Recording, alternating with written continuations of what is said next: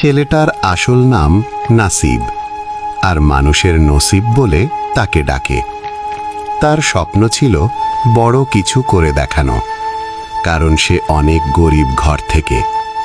সে তার নানার বাড়িতে থাকে। তার নানা তাকে অনেক কষ্ট করে বড় করেছে। তার নানা বুড়ো বয়সেও অনেক কষ্ট করে, অনেক পরিশ্রম করে তাকে বড় করে। ছেলেটা কিছু করে দেখানোর জন্য ফেসবুকে, ইউটিউবে ভিডিও বানাতে লাগে, কিন্তু কেউ তাকে সাপোর্ট করে না।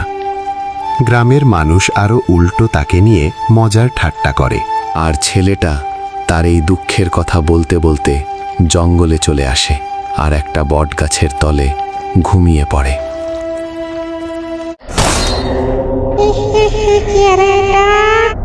কিরে, এই ভর দুপুর বেলায় তুই এই বটগাছের নিচে কি করছিস? তুই তো এখন মরবি আমার হাতে। আমাকে মারো তুমি, আমি এই জীবন নিয়ে আর বেঁচে থাকতে চাই না। কিরে, তোর কি হয়েছে বল আমাকে, সব খুলে বল, আমি তোকে মারবো না। তারপরে নাচিব সব খুলে বলতে লাগে, তার সঙ্গে কি কি হয়েছে একদম সব বলতে লাগে। তুই কোনো টেনশন করিস না ভাই, জাদুর করা হাড়ি ভর্তি মোহর নিয়ে এসো।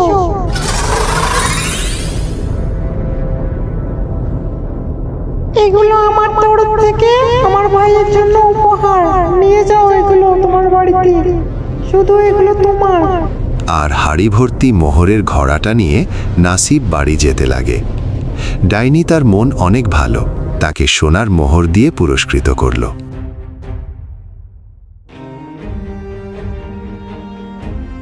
মোহর ভর্তি ঘড়াটা নিয়ে বাড়িতে এলো। এতদিনে তার ভাগ্যটা খুলে গেল। কিছুদিন পর তার জীবনটা বদলাতে চলেছে। যেই মোহরগুলো নিয়ে আসে, ওগুলো গ্রামের অনেক মানুষ তার কাছ থেকে ঋণ পায়, আর ঋণ ধারগুলো শোধ করে। সব শেষ হয়ে যায়। তার পরের দিন আবারও একটা আশা নিয়ে ডাইনির কাছে যেতে লাগে। ডাইনি বোন, আমি আবারও তোমার কাছে সাহায্য চেতে এসেছি। কি হয়েছে ভাই? আমি গ্রামের মানুষ থেকে ঋণ করেছিলাম, আর সব মোহর ঋণ শোধ করতে শেষ। আমি অনেক দুঃখিত যে আমার কাছে টাকাও নাই। তারপরে আবারও নাসিব ডাইনির কাছ থেকে অনেক অনেক সোনার মোহর নিয়ে আসে, আর এবার সে অনেক বড় লোক হয়ে যায়। তার গাড়ি বাড়ি সব হয়।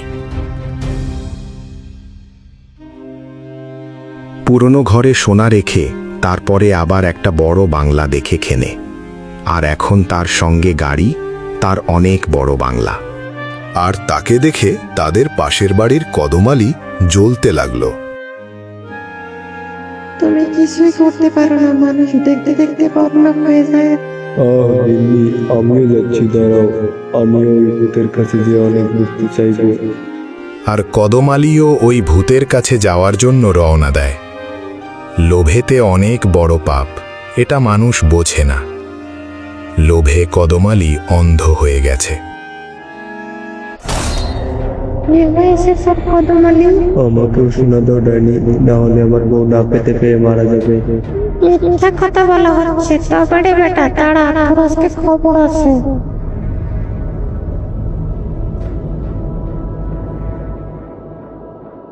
কি হলো, খালি হাতে আসলে যে?